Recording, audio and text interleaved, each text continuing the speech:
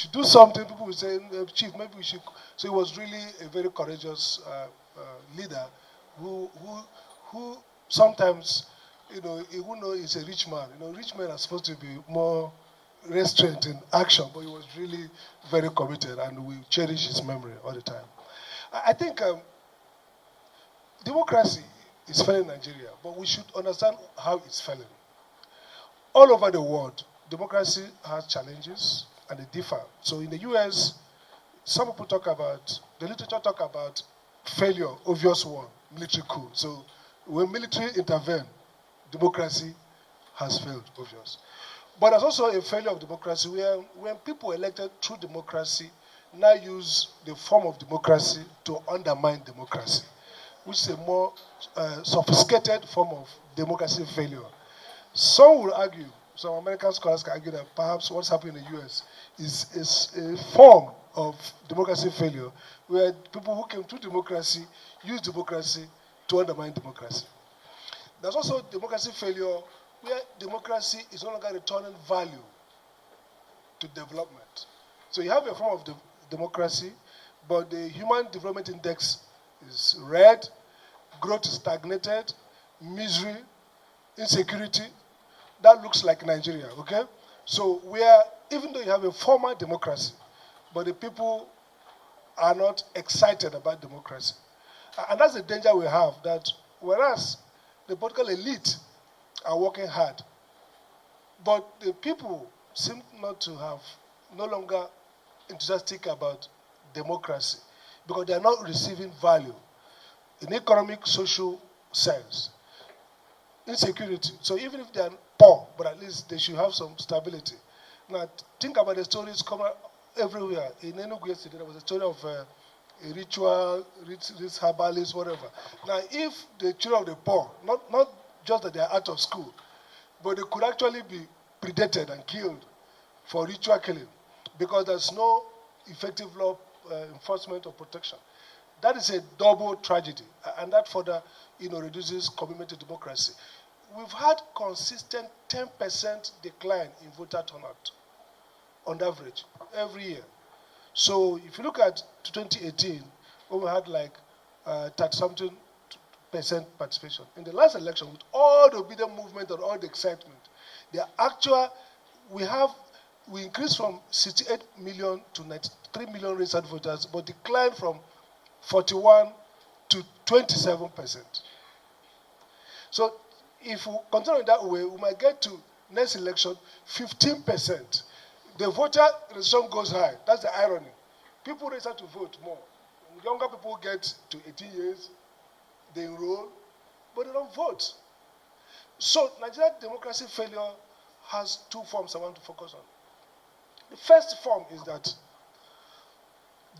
leaders are not really responsive to citizens. That's very important. And what triggers that lack of response? In fact, at the end of the day, Robert Dahl, the greatest scholar of political science, says that democracy is actually a process by which leaders respond to citizens. Short and simple. Now, if leaders don't respond again, then democracy has failed. What will make leaders not respond? One of the most important things is that if the process of getting to power is now captured, then the incentive to respond to voters is low. And that's why electoral reform is critical. Now, electoral reform does not guarantee that people who get to power are going to be competent or not. That's a different argument. But it gives two things, which is very important. One, it provides incentive for those who are elected to try their best to respond to those who elected them because those people can't remove them. Now, what we're working towards now is a process where politicians are no longer afraid of being removed through the ballot box. All these defections are partly based on that. For example, a seat like Akwa Ibom is a safe seat for PDP. You know what is a safe seat? A governor of a state like Akwa Ibom under PDP would feel secure because historically the party is strong and the governor is doing at least fairly okay. A state like Delta should be a safe seat. But what are seeing now is that there's no longer safe seat anywhere. What the governor of Akwa Ibom said is that he doesn't want to win an election. Let's forget whether he made or not. But he said, I don't want to win an election and the court to take it over from me. So two dangers we have now is, for me, first is that the electoral umpire has a history of flagrantly by itself rigging elections. We have to take that as an existential crisis. How do you have electoral manager who will not by itself, though it's a clear case, no pretense, it was an election that INEC itself rigged. So I'm surprised how many people will be constructing alliance and everything and not paying attention to this very. Can we have a simple process of a manager of election who at least we can show that when we defeat the incumbent, the result will be clear. The second is the courts. The courts has been very clear in promoting the idea that once INEC rigs election, we will sanctify it. I don't know about today's act, but if you look at consistently from the court's jurisprudence has created the impression that you cannot upset a declared result. And what that creates a fait accompli, both on the politicians themselves and the electorates. Because the electorates see the results come out from the courts every day, reinforcing the idea that once INEC has declared you, no matter the procedure, the court will simply certify it. Kogi was a clear case where the tribunal itself ordered for INEC to provide evidence. INEC provided evidence. It was contested. The tribunal ruled in support of the evidence. They went to address, the tribunal said it was proper. Then judgment, the tribunal said we made a mistake. That evidence shouldn't be there. And the Supreme Court says, well, if there's no evidence, no result. So I want the political class to take seriously this issue of electoral process, because if we don't guarantee that we can upset incumbents, then there's no incentive to continue to come together to fight. That's very important. Thank you. And the final point about how democracy fails, therefore, is I think Lukman is right about party, but I'll put a caveat. You can have well-organized parties that will still not create development. The most organized institutions in this country today, I would say, is IPOB and Boko Haram. They are coherent, they are structured well, and they deliver terror. But, so I want to see political elites struggle with the question of development. It's not just about unity of the party and being organized. I agree with you. It creates stability. You have the president and the chairman of the party. The chairman of the party is strong. He's not going to the airport to escort the president to. But at the same time, I want to hear that the party understands the challenge of development and has created a development agenda.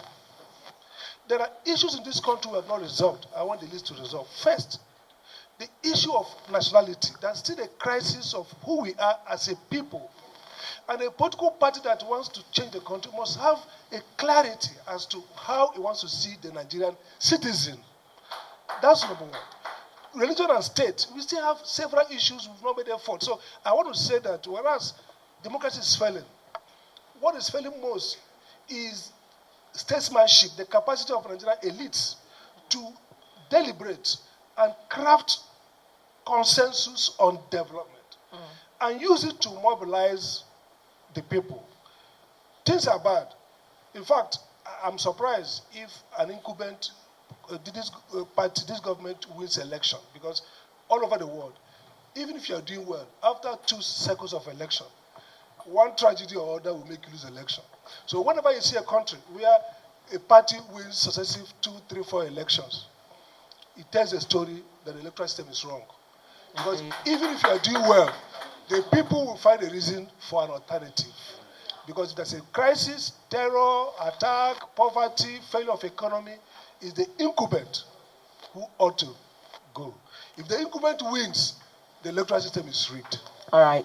So I want to conclude on the note that the people of Nigeria needs a coalition. But the coalition they want is a coalition built first on defining our problem and agreeing on a change agenda. We've seen all over the world that corruption is part of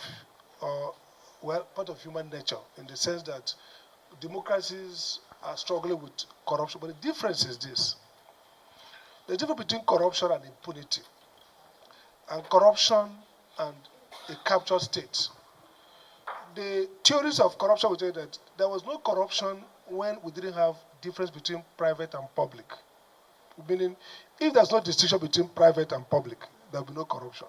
So, for example, public officers are expected to act in a particular way because there's a distinction between their private affairs and their public affairs. Is that also? When a country's rule-based system has not developed or is undermined in the way that people can't distinguish between public and private, you get a classical case of grand corruption. So, and that's why rule of law is important. And that rule of law, like he pointed out about citizen power, is demand and supply. I think somehow we have assumed that people in public office own the public office. So because they own it, we have outsourced to them, we have allowed them latitude to deal with whatever they want. So take, for example, the issue of River State. Of course, the Constitution gives the president the power to make declarations in emergencies. It's necessary. But the Constitution says you have to do that through a procedure. Is that also? And it says legislators have a right to approve, but you have provided for you how to approve it. Now you go and don't follow that procedure. It doesn't matter whether the logic is good. It might be that there's need for emergency or not. But that procedure is important because there's this difference between your private feelings, and the public good.